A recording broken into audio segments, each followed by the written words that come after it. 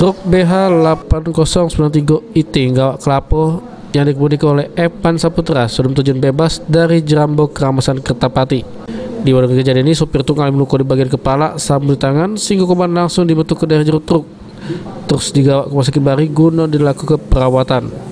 Menurut keterangan saksi korban yaitu Rustam, kejadian terjunnya truk Gawak Kelapo dari Jerambo Keramasan kadang ngelai lubang sehingga sopir truk banting setir ke kanan, sehingga akhirnya truk terjun dari Jerambo Keramasan.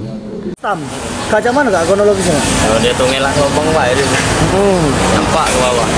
Itu lubang itu ya? Tidak ada ngebut, tidak nih mobil. Itu. Jam Berapa itu kak?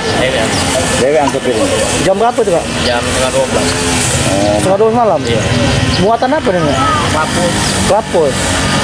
Kita juga ada sopir tuh kak. Luka-luka mana? Kita yang bawa ke rumah sakit. Oh kita yang bawa.